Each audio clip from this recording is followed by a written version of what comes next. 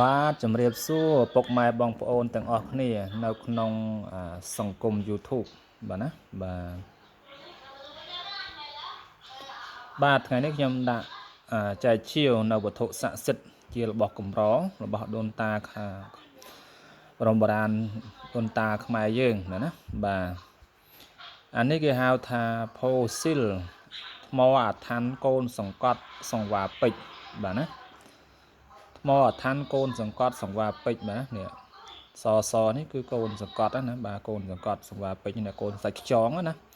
តែយើងមើលចិត្តបានដឹងបាទណានេះបាទផូស៊ីលសាច់ខ្យងណាបាទបាទថ្មអាថ័នកូនសង្កត់កថាពេជ្រនេះខ្លាំងតែវាចោះហើយណាបាទនេះខ្លាចចុងមេដៃខ្ញុំហ្នឹងបាទ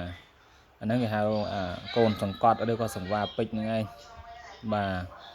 ទដុំនេះទម្ងន់ប្រហែល1គីឡូបាទ1គីឡូមិន1គីឡូជាង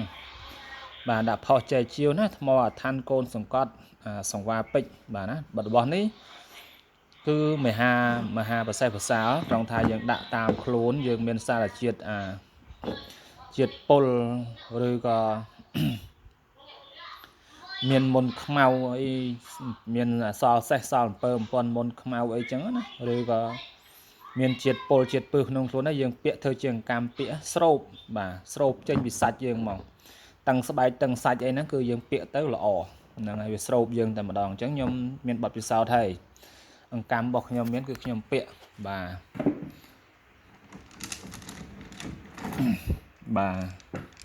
នេះបាទនេះជាសាច់របស់វាណាបាទពេលយើងពាក់ទៅគឺបានន័យថាវាស្រោបនៅសារដែលជាតិអាក្រក់ពីខ្លួនយើងបាទអានេះខ្នាត24លីបាទ24លីនេះសាងពីថ្មនេះឯងបាទណាសាងពីថ្មនេះឯងបាទលីអានេះផូស៊ីលណាអង្គខ្លាយជាថ្មនេះគ្រាប់អង្គនេះសាច់ចឹងណាបាទសាច់ចឹងបាទមានខ្មៅមានក្រហមជួនកាលកាត់ទៅខាងក្នុងនេះខ្មៅក៏មានដែរអញ្ចឹងខ្ញុំដាក់ជាវនេះចូល2គីឡូបាទអង្គខ្លាយជាថ្មនេះណាបាទគេហៅថាអង្គនាងគង់បាទបរមបុរាណអ្នករៀននៅស្បែកគង់ហ្នឹងគឺគេដាំបាយអង្គស្បែកគង់នេះឯងដាំហើយគេសូត្រមានគ្រូគេសូត្រដាស់សូត្រអីហ្នឹងគេមានគេថាដាស់ទឹក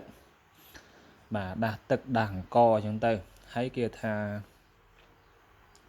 បើកសាច់អីចឹងទៅណាដល់យើងហូបចឹងទៅវាមានតែពាត់គេពាត់ជុំវិញគេមកឲ្យទៅណាទៅណីចឹងទៅហូបទៅជ្រាបបាទ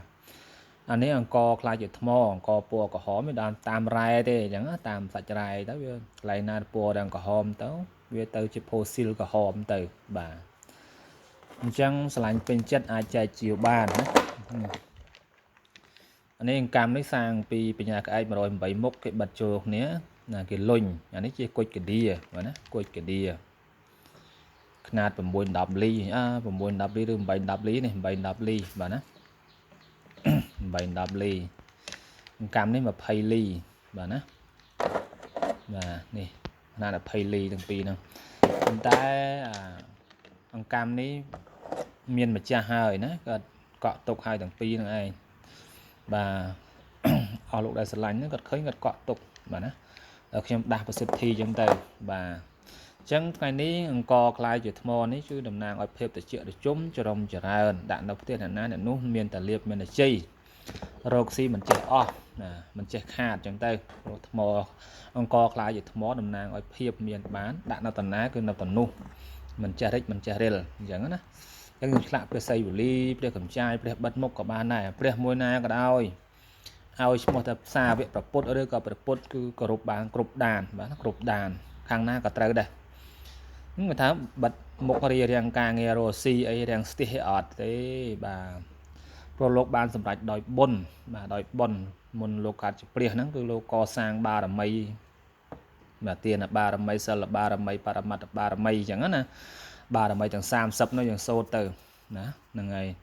តែខ្ញុំភ្លេចដែរហើយទានបារមីណាតែរៀនអង់គ្លេសចាំមកវិញហើយបាទអញ្ចឹងរបស់ពីរដុំណាថ្មខ្មៅថ្មនេះ